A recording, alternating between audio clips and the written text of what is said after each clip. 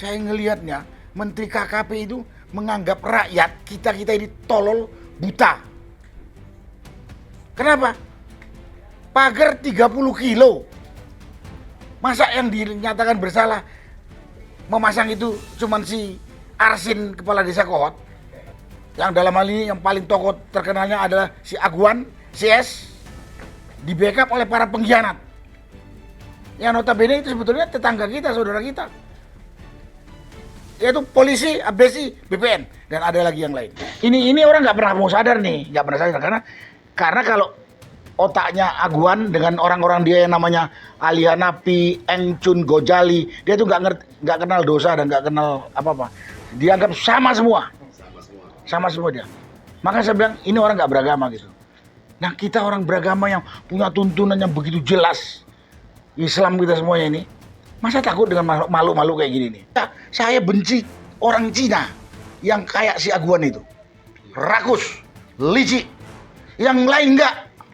Izin langsung Pak Sunarko, kalau ada jenderal diam, jangan-jangan itu makan uang oligarki. Kalau ini sudah dipastikan tidak makan uang oligarki, paling kencang suaranya. Assalamualaikum warahmatullahi wabarakatuh. Waalaikumsalam. Ini Pak, siapa Pak? Pak Kiai Fathul Azim yang mewakili Sultan. Pak Zaki, tuan rumah. Bapak-bapak, ibu-ibu hadirin sekalian yang saya hormati, saya muliakan. Terima kasih saya disuruh bicara. Saya bicara kembali lagi yang disampaikan oleh Mas Ahmad Kozinudin, bahwa kasus di Pantai Utara Tangerang itu adalah satu tindakan yang dilakukan oleh sekelompok pengusaha. Kebetulan juga dia bukan pribumi, merampas tanah rakyat secara licik, dolim, biadab. Tapi dia bisa melakukan itu karena terlalu banyaknya pengkhianat di kampung kita ini, di negeri kita ini. Di antaranya itu yang paling menyolok sekali, para pengkhianat itu adalah pejabat kepala desa, abdesi, polisi. Ini bukan oknum, saya katakan bukan oknum. Ya, jadi institusi pemerintahan daerah, institusi kepolisian, BPN. Jadi kalau itu oknum, enggak oknum. Dari kepala Kapolseknya sampai ke Kapoldanya, langkahnya sama, menindas rakyat yang menuntut haknya. Sekali yang kita hadapin ini orang yang sangat rakus, licik. Ya, rakus, licik. Namanya orang licik itu, untuk mencapai tujuannya, dia menghalalkan segala cara. Jadi bisa dikatakan orang ini nggak beragama. Padahal orang Banten itu orang yang sangat religius, Islami. Kenapa kita kok mau ditipu-tipu? Kenapa kita kok takut dengan manusia yang nggak bertuhan ini? Saya berani katakan tidak bertuhan. Kalau dia bertuhan, agama apapun, mau agama Kristen, mau agama apalagi agama Islam, dilarang itu merampas tanah hak orang, menipu orang, menindas orang lain. Ya, sayangnya banyak juga pejabat negara yang jadi peliharaannya pengusaha ini, pengusaha busuk ini. Saya nggak mau bilang oligarki segala macam gitu, nggak. Saya katakan aja pengusaha busuk rakus yang licik, didukung oleh Pak, namanya, Pak? perusahaannya namanya Agung Sedayu Group, namanya pemiliknya adalah Aguan CS. Tentaranya siapa? Nah, ya Backingnya? yang namanya pengkhianat dari situ yang saya tahu, satu adalah Letnan Jenderal Marinir Nono Sampono. Pengkhianat tuh. Ada kata yang namanya Freddy Numeri, Laksamana Freddy Numeri. Madya, dan lainnya sebetulnya banyak. Jadi pada kesempatan ini kita harus tahu pemerintah pusat sudah berapa bulan ini tidak ada responnya. Pemerintah pusat dalam hal ini presiden nggak jelas Menteri lebih nggak jelas lagi. Katanya dia mau mengambil langkah penghentian, penindakan segala macam. Nyatanya maju mundur. Contohnya tadi yang dikatakan oleh Pak atau Mas Kojinuddin tadi. Menteri ATR katanya sudah mau membatalkan semuanya. Tahu jangan katanya dibatalkan, cuman yang ada di, saya nggak ngapalin jumlahnya, yang ada di Desa Kohot. Terakhir dibatalkan lagi gitu. Terus ada Menteri KKP mengatakan lagi, yang bertanggung jawab Kepala Desa Kohot, dan dia sudah siap menggantikan ganti rugi atas pemasangan pagar itu sebesar 48 miliar gitu. Kalau tadi Mas Kojinuddin aja mengatakan, dari mana kepala desa punya 48 miliar? Saya nggak ngelihatnya di situ. Saya ngelihatnya Menteri KKP itu menganggap rakyat kita ini tolol buta. Kenapa? Pagar 30 kilo. Masa yang dinyatakan bersalah memasang itu cuman si Arsin kepala desa Kohot? Padahal kita tahu 30 km pagar laut itu ada di 16 desa. Di 6 atau di 7 kabupaten. Jadi saya katakan tadi, di sini terjadi penindasan terhadap rakyat Banten sebagai pemilik sah lahan itu, baik di laut maupun di daratan. Yang dilakukan gabungan dari para pengusaha rakus, yang dalam hal ini yang paling tokoh terkenalnya adalah si Aguan CS, di backup oleh para pengkhianat. Yang notabene itu sebetulnya tetangga kita, saudara kita, yaitu polisi, abdesi, BPN, dan ada lagi yang lain. Enggak, Cina Ireng. Karena Londonya nggak ada, kan Cina Ireng gitu kan. Nah, gitu. Jadi dan sampai saat ini Presiden Prabowo belum ada bersuara. Kita sudah bisa duga, mudah kok, presiden, menteri-menterinya, pejabat-pejabat, jangan nipu kita lah gitu. Rakyat ini ada yang bodoh, tapi 280 juta orang ini banyak yang pinter. Jangan tipu-tipu kayak tadi itu. Nanti pada waktunya kamu para pengkhianat ini dan para pengusaha busuk ini yang akan tanggung risikonya, malu sampai mati gitu. Masa dia katakan pertama itu dia kata yang memagar laut itu inisiatif nelayan.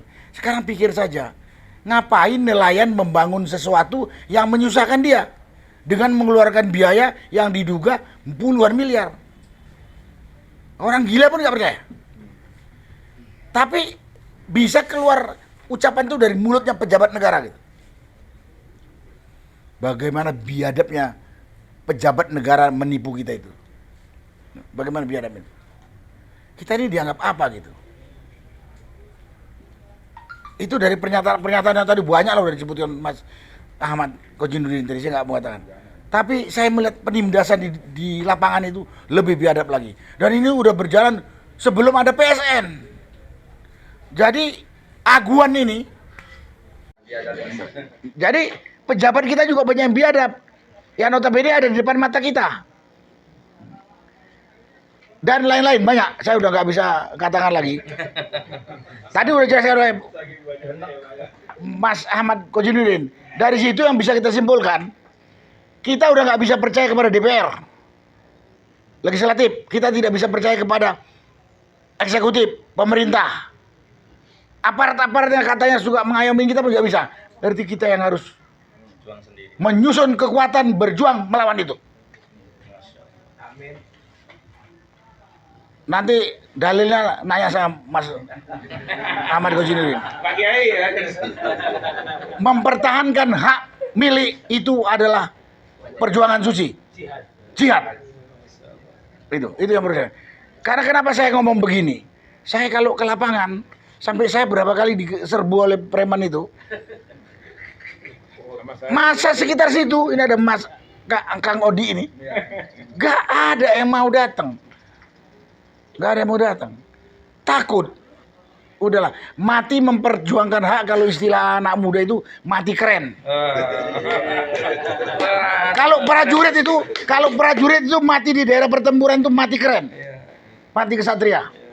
Mungkin kalau umat beragama itu mati syahid, masuk surga jaminannya. Kita enggak berjuang juga mati pelan-pelan, mati hina itu. Mati hina kita itu. Sabaran kodok apa ya? Hah? Sabaran kodok. Iya pokoknya hina lah. Apa istilahnya gitu. Benar, kita direndahkan banget sama Aguan CS ini, kita sangat direndahkan. Itu orang-orang tolol, itu orang Banten tuh, tipu aja. Tindas, bayar preman, para pengkhianat. Oh tadi saya lupa ya. Polisi, abdesi, BPN, tambah satu lagi ada orang-orang bayaran yang cari makan kayak kiri kurang makan nih, preman. Ya, benar. Ini manusia hina ini semuanya nih.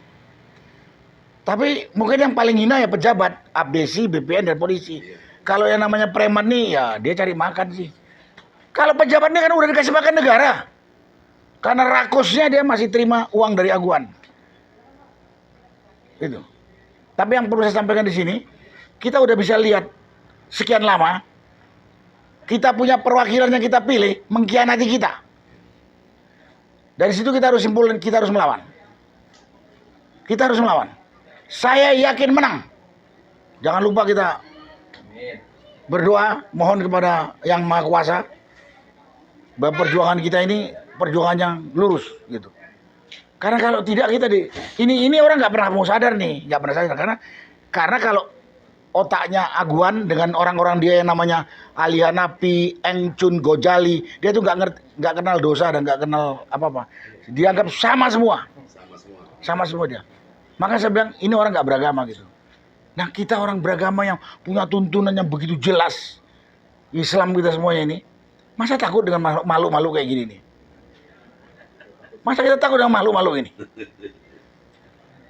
Kita juga kalau cuman apa ya berserah diri saya enggak. Saya ingat kalimat kata-katanya itu Ustadz Felix Xiao. Sabar harus. Tapi kalau kita melihat kejoliman di depan mata kita sabar, itu namanya bodoh gitu. Betul lah? Ya, betul. Itu saya cuma mensitir kalimatnya seorang ustadz. Kebetulan orang Cina. Orang Jawa. Kalau ini bukan cireng ini mah. Ah? Kalau Indonesia bukan cireng. Ini sekarang lagi baru ngomong. Begini. Dan bajingannya nih, si Aguan CS ini, dia mulai membayar orang untuk memutar balikan fakta. Satu diantaranya ada, dia pakai Habib lagi, Habib Sakur atau siapa dia? Oh iya iya. Hah? Iya, iya. Katanya orang yang menolak PSN 2 itu adalah orang-orang anti Pancasila. Monyet gak ini orang? Dia yang anti Pancasila, dibilang kita yang anti Pancasila. Kenapa saya katakan dia anti Pancasila? Dia menindas rakyat tanpa pri kemanusiaan. Itu kan jadi kejahatan yang terjadi di Pantai Utara itu kejahatan kemanusiaan, penindasan, kejahatan perusakan lingkungan hidup, dan pidana atau kriminal lain banyak. Tapi yang paling menonjol ada kejahatan kemanusiaan. Nanti tanya aja Pak dalilnya Pak Kojinuddin. Perusahaan lingkungan hidup. Nah ini saya katakan, dia udah muter. Kemudian ada lagi berita yang ada 3. Ada lagi berita yang mengatakan bahwa yang menolak PIK 2 ini yang sedang mengembangkan ideologi khilafah. Ada kan? Di sini nggak ada khilafah, nggak ada Pancasila, nggak ada ideologi lain-lain. Di sini ada penindasan.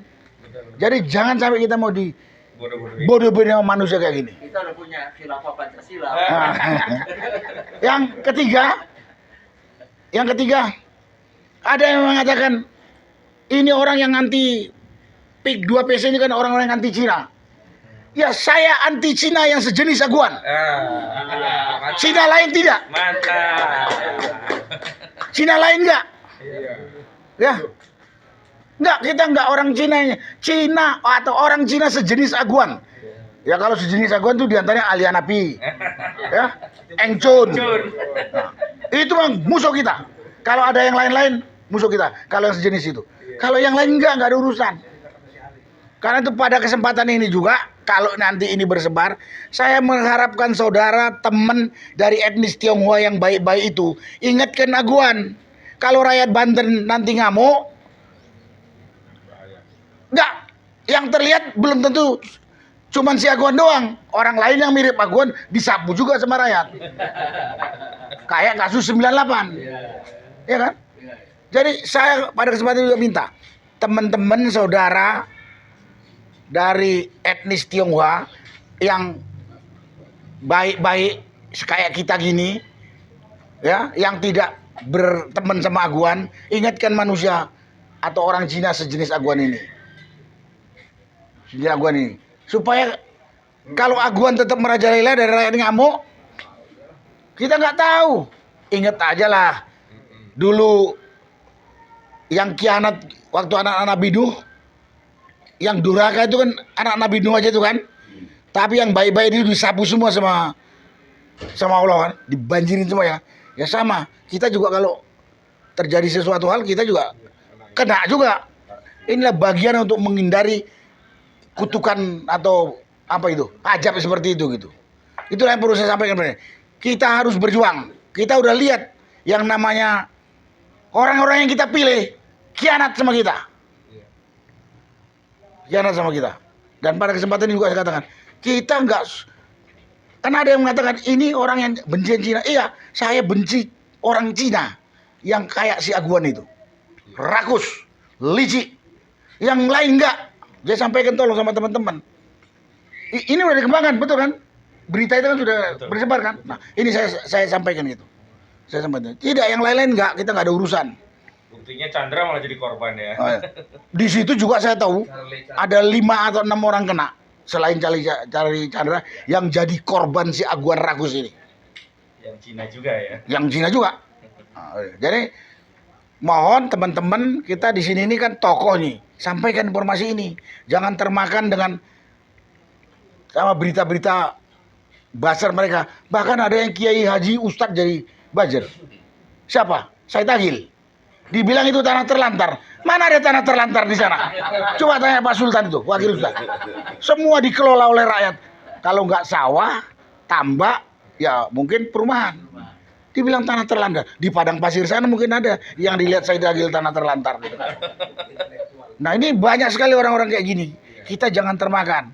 Mudah-mudahan setelah ini rakyat bersatu. Kalau mereka masih macam-macam kita lawan. Apalagi cuma preman-preman tuh. Pendatang di kampung orang bikin kacau. Saya udah berapa kali ngomong itu sama masyarakat. Itu pendatang itu kalau ngerusak kampung kau itu ngamuk sih kamu orang. Ini kampung kau sendiri kok takut, saya bilang gitu. Ya inilah saya itu dulu. Pikir saya ini nanti kalau berhasil, ya kita harap berhasil. Setelah ini berhasil, baru kita lanjutkan, kita selesaikan apa yang disampaikan Pak Slamet tadi. Penataan sistem bernegara yang kacau balau. Ya, ini dulu untuk rakyat Banten ini dulu. Ini selesai, baru yang disampaikan oleh Pak Slamet kita beresin sistem sekarang yang amburadul, kacau dan lain sebagainya. Mudah-mudahan ini dimengerti. Mohon maaf kalau ngomongan saya keras. Saya orang angkatan darat biasa di pasukan ngomong keras-keras gitu kan. Tapi maksud saya tidak keras gitu loh. Nah, terima kasih.